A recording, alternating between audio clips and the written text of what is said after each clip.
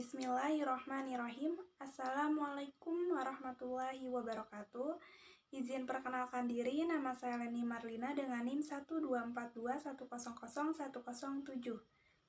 Baik, di sini saya akan menjelaskan atau menjawab pertanyaan mata kuliah Sejarah Peradaban Islam.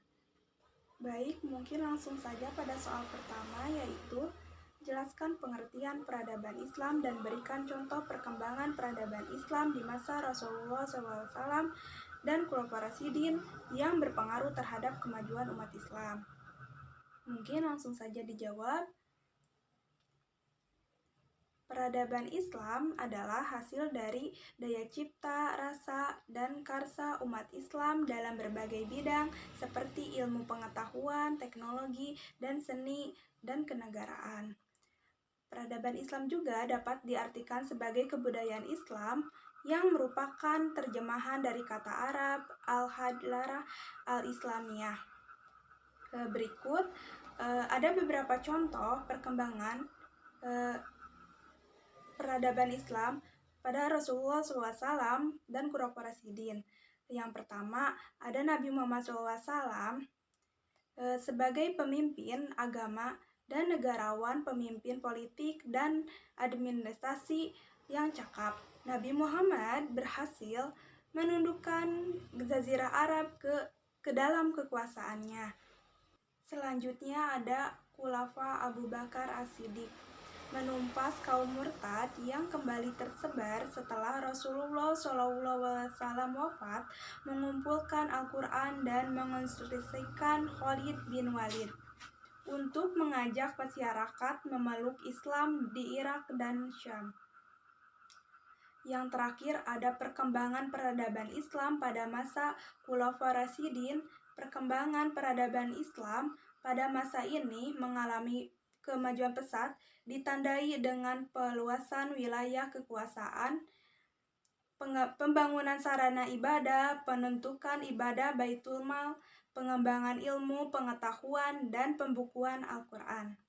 Soal kedua, bagaimana dampak hijrah Nabi Muhammad SAW dari Mekah ke Madinah terhadap perkembangan peradaban Islam, dan jelaskan bagaimana peristiwa tersebut mempengaruhi aspek politik, sosial, dan ekonomi dalam Islam. Mungkin langsung dijawab saja pada soal kedua, yaitu peristiwa hijrah Nabi Muhammad SAW dari Mekah ke Madinah memiliki dampak besar terhadap perkembangan peradaban Islam, terutama aspek politik. Aspek politik, hijrah Nabi Muhammad SAW menjadi langkah strategis untuk menegakkan nilai-nilai tauhid dan membersihkan dunia dari kezaliman.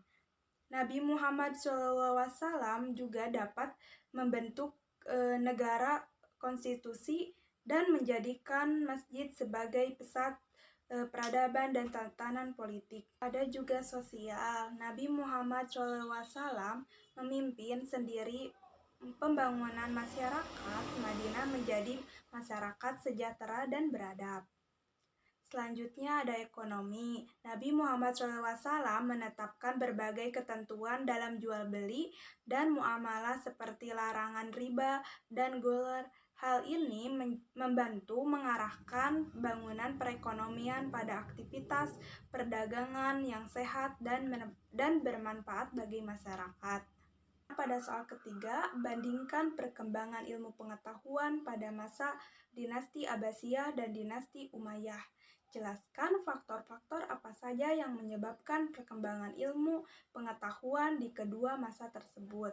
Baik, langsung saja dijawab pada soal ketiga, yaitu perkembangan ilmu pengetahuan pada masa dinasti Abbasiyah lebih pesat dibandingkan dengan masa dinasti Umayyah.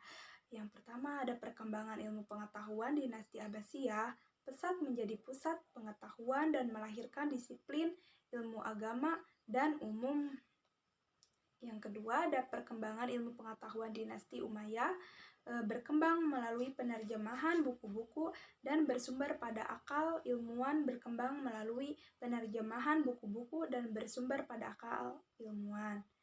Yang ketiga ada faktor-faktor perkembangan dinasti Abbasiyah yaitu perhatian pemerintah terhadap kemajuan ilmu, pengetahuan, penerjemahan buku-buku asing, dan pembangunan perpustakaan. Yang terakhir ada faktor-faktor perkembangan dinasti Umayyah, perluasan wilayah kekuasaan. Yang selanjutnya, pertanyaan pada nomor 4, apa yang dimaksud dengan zaman keemasan Islam? Sebutkan tokoh-tokoh ilmuwan muslim yang berkontribusi besar pada masa zaman keemasan Islam beserta bidang ilmu yang mereka kembangkan. Langsung dijawab saja pada soal keempat, yaitu zaman keemasan Islam adalah periode kejayaan peradaban Islam di bidang ilmu dan budaya yang terjadi pada masa Khilafah Abbasiyah pada 750 sampai 1517 Masehi. Pada masa ini banyak ilmuwan dan muslim yang berkontribusi besar dalam berbagai bidang, diantaranya yaitu yang pertama Al-Khwarizmi sebagai bidang matematikawan dan astronom yang menemukan aljabar. Yang kedua ada Ibnu Rushd yaitu sebagai bidang filsuf dan dokter. Yang ketiga ada Ibnu Sina sebagai bidang filsuf dan dokter.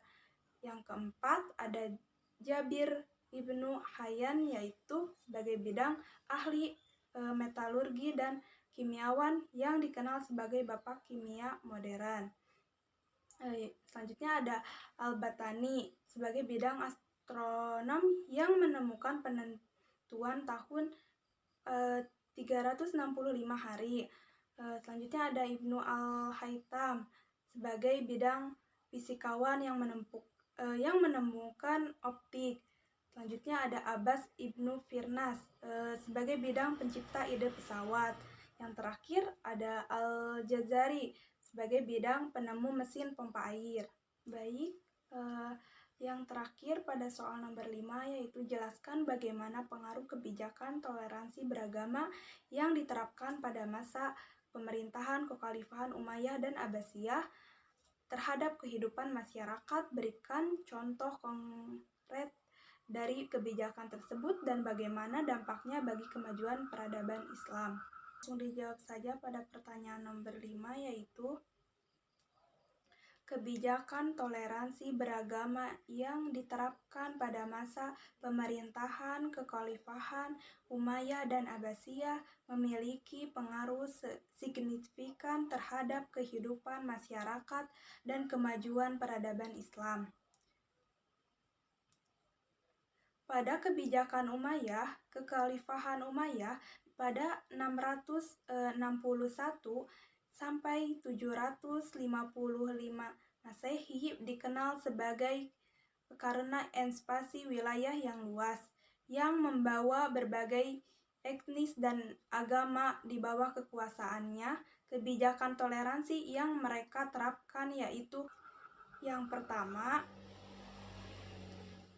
pengakuan terhadap non-muslim. Umayyah mengizinkan penganut agama lain seperti Kristen dan Yahudi untuk menjalankan ibadah mereka.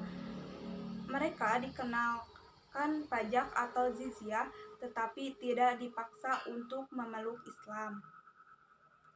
Yang kedua, dukungan terhadap kesenian dan ilmu pengetahuan. Kekhalifahan Umayyah mendukung perkembangan seni dan arsitektur seperti pembangunan Masjid Agung dan Maskus yang mencerminkan pengaruh berbagai budaya.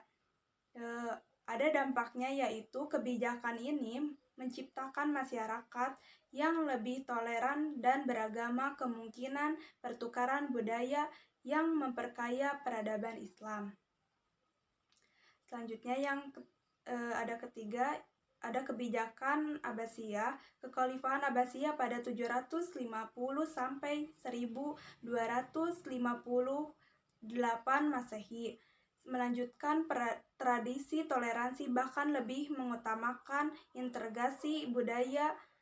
Yang pertama ada pusat ilmu pengetahuan dengan mendirikan baik Al-Hikmah atau rumah kebijaksanaan di Baghdad. Abbasiyah mengumpulkan ilmuwan berbagai latar belakang.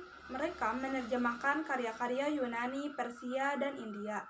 Yang kedua, perlakuan setara untuk semua warga, yaitu Abbasiyah mempromosikan ide kesetaraan di antara Muslim dan non-Muslim yang meningkatkan partisipasi semua kelompok dalam pemerintahan dan ekonomi.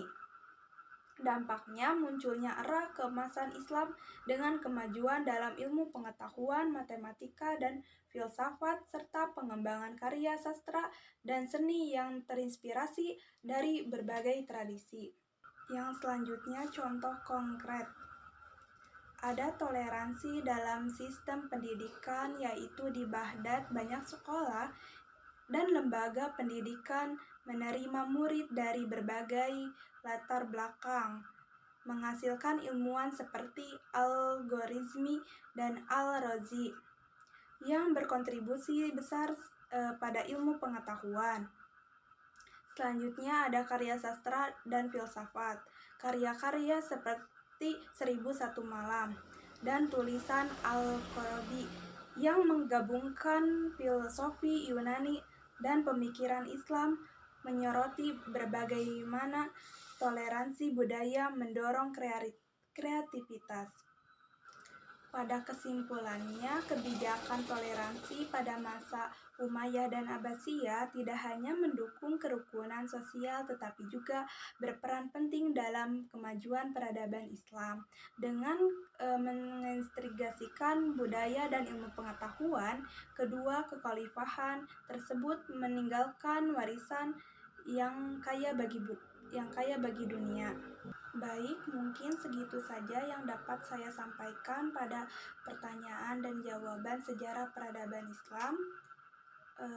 Mohon maaf bila ada salah kata atau kekurangan. Wassalamualaikum warahmatullahi wabarakatuh.